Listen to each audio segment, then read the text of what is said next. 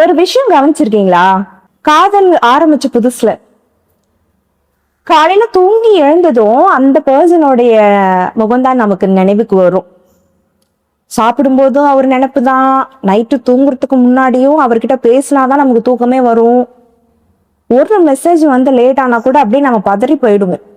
Okay, any time குளிக்கும் போது அவர் நினைப்பு தான். ரொம்ப ஒரு மாதிரி அப்சஸ்டா இருப்போம். இந்த தாட் வந்து ஒரு மனசுக்குள்ள பட்டர்ஃப்ளை பறக்கிற மாதிரி ஒரு உணர்வுகள். பட் சில வருடங்கள் கழிச்சு அதே பர்சன், ஓகே, அதே காதல் தான். பட் வந்து அந்த இன்டென்சிட்டி குறைஞ்சிருக்கும். ஏன் தெரியுமா? ஏன் காதல் வந்து குறைஞ்சு போயிடுச்சா, இல்ல அந்த ரெண்டு பேர்ல யாரோ ஒருத்தருடைய வாழ்க்கையின் புரிதல் மாறிவிட்டுதா? சோ இத வந்து நான் டீட்டெயில்டா உங்களுக்கு சொல்றேன். இதனாலதான் ஆண் பெண் இருபாலரும் அந்த காதலில் குழப்பம் அடைகிறார்கள். ஒரு கட்டத்திற்கு பின்பு ஆன்சர் தெரியல அவங்களுக்கு. சோ இத பத்தி நான் ஏன் அப்படின்னு சொல்லிட்டு உங்களுக்கு டீட்டெயில்டா வந்து ஒரு எக்ஸ்பிளனேஷன் கொடுக்குறேன். உங்களுக்கு ஒரு கிளாரிட்டி கிடைக்கும். சரி, ஜாலியா ரியாலிட்டிக்குள்ள போலாமா? வணக்கம், இது மனசு பேசுது. நான் கனகவல்லி. எனக்கு தெரிஞ்ச ஒரு பொண்ணு. ஓகே, இந்த மாதிரி நான் உங்களுக்கு லைவ் எக்ஸாம்பிள் சொன்னாதான் உங்களுக்கு புரியும். எல்லாரோட வாழ்க்கையிலும் நடக்கிற ஒரு விஷயங்கள். அந்த பொண்ணு என்னன்னா, டீப்பா ஒரு பையனை வந்து லவ் பண்ணாங்க. அவர் தான் தான் உலகம் அப்படின்னு சொல்லிட்டு அந்த பொண்ணு அந்த அளவுக்கு வந்து எமோஷனலி அட்டாச்டு. எந்த அளவுக்குன்னா எல்லாமே, எந்த ஒரு சந்தோஷமா இருந்தாலும் துக்கமா இருந்தாலும் அந்த பர்சன் கிட்ட தான் அவங்க ஷேர் பண்ணுவாங்க. அழுதாலும் அந்த பர்சனுக்காக தான் அழுவாங்க, சிரிச்சாலும் அந்த ஒரு பர்சனுக்காக தான் சிரிப்பாங்க. எந்த அளவுக்கு ரொம்ப ப்ரியாரிட்டி, தன் ஃபேமிலியை விட அவரு தான் எனக்கு அப்படின்னு சொல்லிட்டு அவருக்கு ஒரு ப்ரியாரிட்டி கொடுத்து எனி டைமும் ஃபோனு. ஓகே, எனி டைமும் ஃபோன் காலில், காலையில இருந்து நைட்டு பார்த்தீங்கன்னா ஃபோன் காலில் தான் இருப்பாங்க. ஃபோனு, மெசேஜ், ஓகே, எல்லாமே அப் டு டேட். எல்லாம் நான் ஒவ்வொரு நாளைக்கு என்ன நடக்குது காலையில இருந்து நைட்டு வரைக்கும் எல்லாமே அப்டேட் பண்ணிட்டே இருப்பா. எப்படின்னா, நான் நீ நம்ம ரெண்டு பேரையும் தாண்டி வேற யாரும் கிடையாது. ஓகே, நம்ம மட்டும்தான் இந்த ஸ்பேஸ்ல அப்படின்ற மாதிரி ரொம்ப இன்வால்வ்டா இருந்தாங்க. இது வந்து அவளுக்கு மட்டும் இல்லை, காதலின் ஆரம்ப காலகட்டத்துல இந்த உலகத்துல எல்லாருமே அனுபவிக்கிற ஒரு விஷயம். இது ஒரு எக்ஸாம்பிளா நான் உங்களுக்கு சொல்றேன். சோ அப்படி இருந்தாங்க. ஓகே, இது என்னன்னா, என்ன மீன் பண்ணுது இந்த சிச்சுவேஷன்னா, நம்ம வந்து அந்த காதலிக்கும் போது அவரை மட்டும் வந்து நம்ம காதலிக்கல, அவரை சுத்தி நம்ம அந்த உணர்வுகளோடு ஒரு உருவாக்குறோம் ஒரு கனவு, ஒரு இமேஜினேஷன். இப்படிதான் நம்ம இருக்க போறோம் ஃபியூச்சர் அப்படின்னு சொல்லிட்டு ப்ரெசென்ட்லயே வந்து ஒரு கோட்டை கட்டிட்டோம். அதோடு நம்ம வாழ பழகிடுறோம்.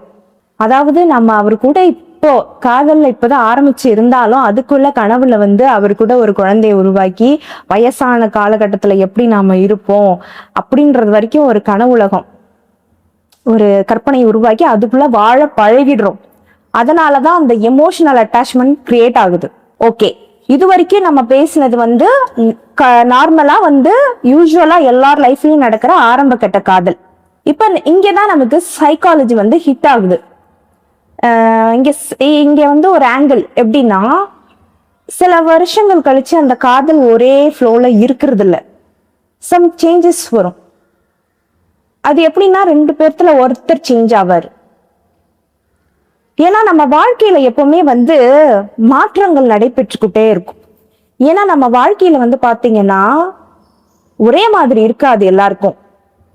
ஒவ்வொரு பீரியட் ஆஃப் டைம்ல வந்து மாற்றங்கள் உருவாகும். நம்ம வாழ்க்கையில ஏதோ ஒரு அப்டேட், ஒரே பழைய வெர்ஷன்லயே நம்ம இருக்க மாட்டோம், மாறிக்கிட்டே இருப்போம்.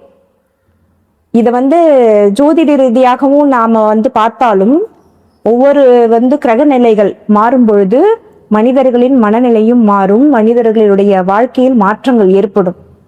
ஓகே, சோ இது அனுபவிச்சவங்களுக்கு தெரியும் எந்த மாதிரி மாற்றங்கள் வருது. சில பேருக்கு வாழ்க்கையில நிறைய கஷ்டங்கள் பார்ப்பாங்க. அந்த கஷ்டங்கள் வரும்போது வாழ்க்கையில ஒரு மாற்றம். தனிமையில நம்ம ரொம்ப கஷ்டத்தை அனுபவிக்கும் போது தனிமையில தான் கடவுள் நம்மளை செதுக்குவாரு. ஓகே, கண்டிப்பா நம்மள ஒரு மாற்றத்தை உருவாக்குவாரு. சில பேருக்கு செல்ஃப் அவேர்னஸ் வரும். ரெஸ்பான்சிபிலிட்டி அதிகரிக்கும் பொழுது நான் இப்படியே இருக்கக்கூடாது, வாழ்க்கை என்னமோ மாதிரி போயிட்டு இருக்கே, எனக்கு ஒரு சேஞ்சஸ் வேணும், எனக்கு ஒரு எக்ஸ்போஜர் வேணும், அதாவது செல்ஃப் வர்த் அவங்க யாருன்னு அவங்க கண்டுபிடிக்கும் பொழுது சில மாற்றங்கள் வரும். ஓகே, சில பேருக்கு ஆன்மீக தேடல் அதிகமாகும். ஆன்மீகத்துல ஒரு ஈர்ப்பு நான் பார்த்திருக்கேன். ஸோ இப்ப நம்ம பேசிட்டு இருந்தோம் இல்லையா, அந்த பொண்ணோடைய காதலன் என்னன்னா, இதே போல அந்த பொண்ணு எப்படி எமோஷனலி ஒரு கற்பனை உலகத்துல மிதந்து கொண்டு இருந்தாலோ அதே மாதிரி ஈடு கொடுத்து அந்த பையனும் காதலிச்சிட்டு இருந்தான். ரெண்டு பேரும் வாழ்க்கையோடைய ஃபியூச்சர் என்ன, என்னென்ன, அதாவது ப்ராக்டிக்கலா எதையும் யோசிக்காம லவ் பண்ணிட்டு இருந்தாங்க. பட் அந்த பையன்கிட்ட ஒரு மாற்றம், நாளடைவில் ஒரு மாற்றம் வந்தது. அது என்ன மாற்றம்னா, அவனுக்கு ரெஸ்பான்சிபிலிட்டி அதிகமாயிடுச்சு. என் லைஃப் இப்படியே இருக்கக்கூடாது, நான் மற்றவங்கள மாதிரி நான் ரொம்ப டவுனா இருக்கேன், நான் மற்றவங்கள மாதிரி நான் முன்னாடி வரணும் அப்படின்ற ஒரு அர்ஜ் அவனுக்கு மனசுக்குள்ள.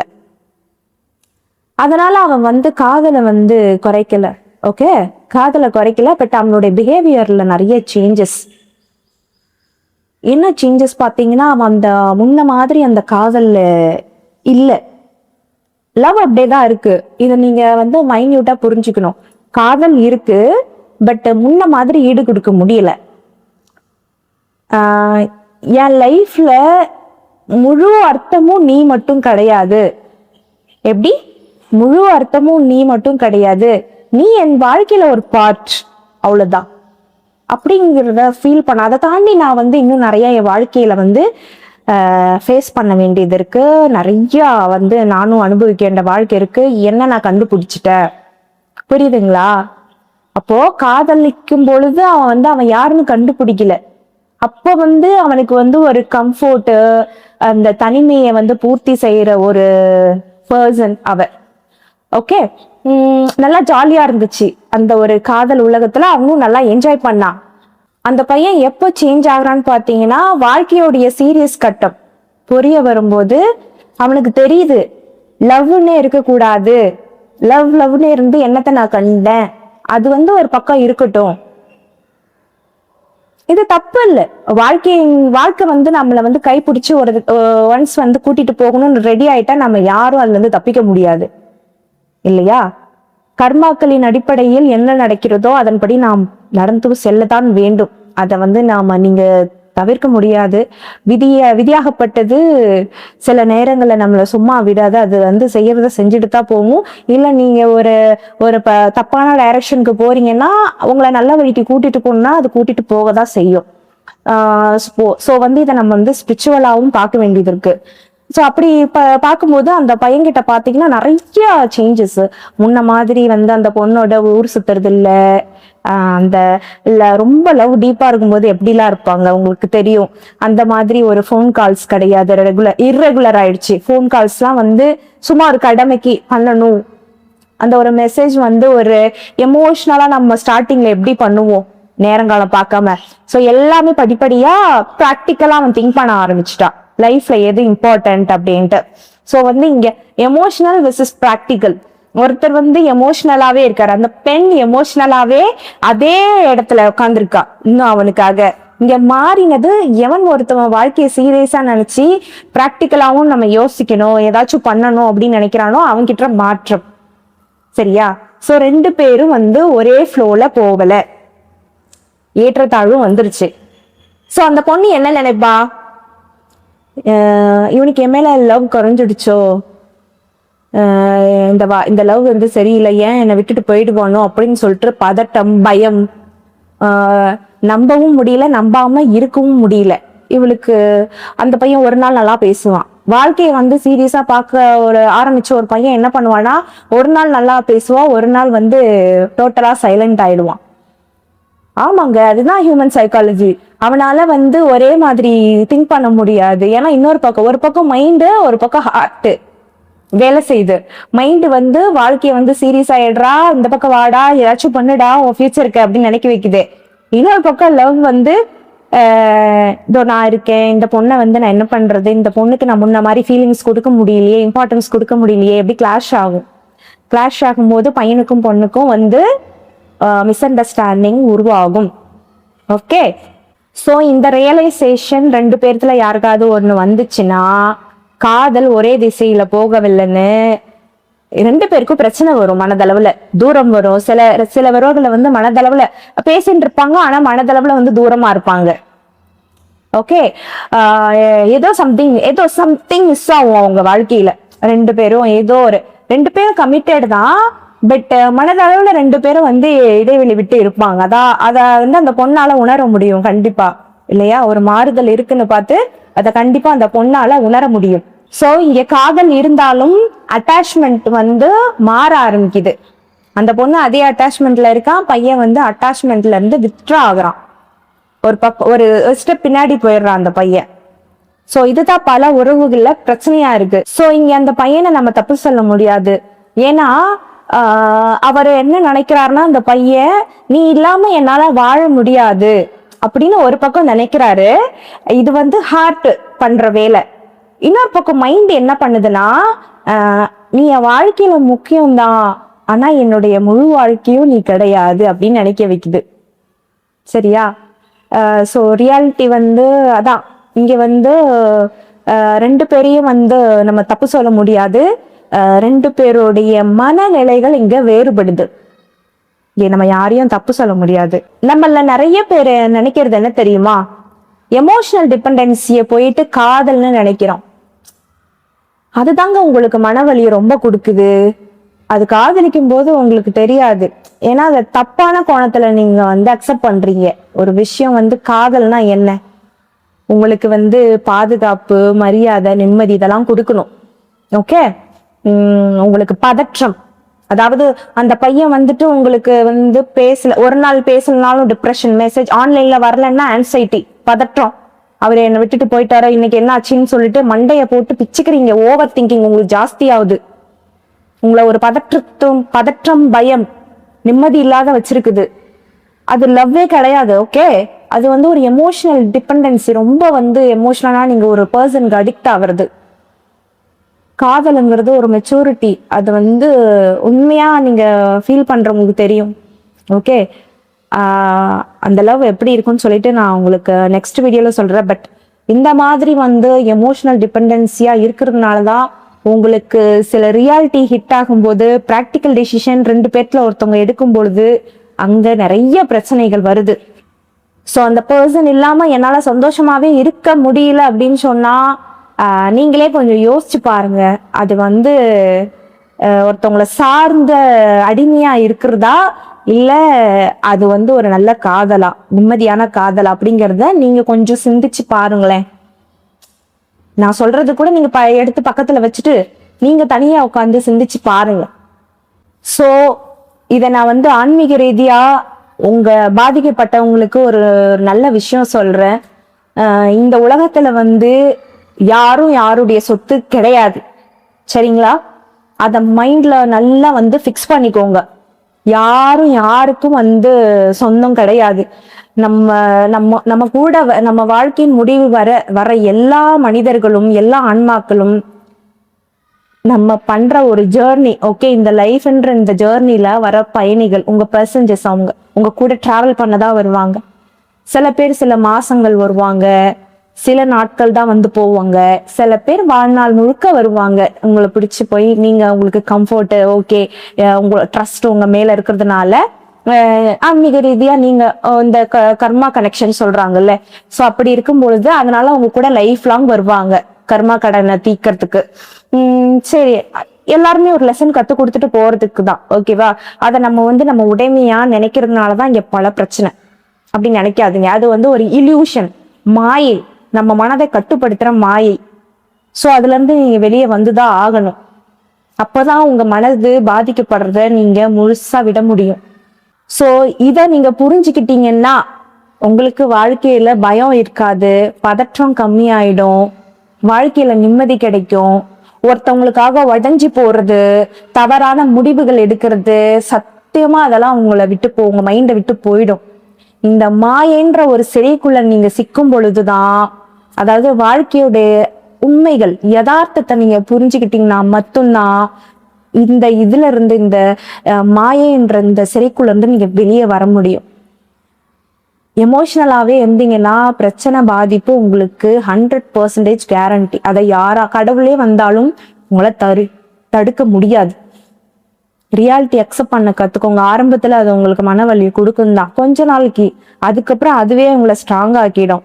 ஃபியூச்சர்ல நீங்க ஒரு நல்ல பொசிஷனுக்கு வரும்போது இந்த ஒரு மிஸ்டேக், இந்த ஒரு பர்சன் என்னுடைய வாழ்க்கையில இல்லாம இருந்திருந்தா நான் இந்த இடத்துக்கு வந்திருக்கவே முடியாது, இப்படி நான் ஃபீல் பண்ணிருக்க முடியாது, இந்த ஒரு அழகான உலகத்துல இந்த அழகான வாழ்க்கையை நான் வாழ்ந்திருக்க முடியாதுன்னு சொல்லிட்டு அந்த பர்சனுக்கு உங்களுக்கு வழியை கொடுத்தாரு இல்லையா, அந்த பர்சனுக்கு நீங்க நன்றி மட்டும்தான் சொல்வீங்க பை ஹார்ட்.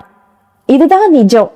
இந்த நிஜத்தை நீங்க ஏத்துக்கிற பக்குவம் உங்களுக்கு வரணும். அதை வளர்த்துக்கோங்க. இப்ப நான் சொல்றதுனால நீங்க வாழ்க்கைய உடனே டப்புன்னு நான் சொன்ன உடனே மாத்திக்க முடியாது. ஏன்னா சில உணர்வுகள் ஆழமானது, அதுல இருந்து வர்றதுக்கு கொஞ்சம் டைம் எடுக்கும் தான் எனக்கு தெரியும். கொஞ்சம் நீங்க சஃபர் ஆகுற நேரத்துல நான் சொன்னதை கொஞ்சம் ரீகப் பண்ணி பாருங்க. ஓகே, ஏன்னா மனசு விட்டு பேசணும்னு நீங்க துடிப்பீங்கல்ல, நம் பிரச்சனைய யாராவது அக்செப்ட் பண்ணிக்கணும், ஜஸ்டிஃபை பண்ணாம கேட்கணும் என் கதைய அப்படின்னு நினைக்கிறீங்கல்ல. ஏன் நினைக்கிறீங்க? உங்க மனசுல இருக்கிறத சொன்னா ஃப்ரீ ஆகும் மைண்டு. நான் தப்பு பண்ணல, எல்லார் மாதிரியும் தான் நானும் நினைக்கிறேன் அப்படின்ட்டு. ஸோ அப்படி நீங்க யாராச்சும் ஒரு ரிலீஃப் கிடைக்கிற பர்சன் தேடுவீங்க.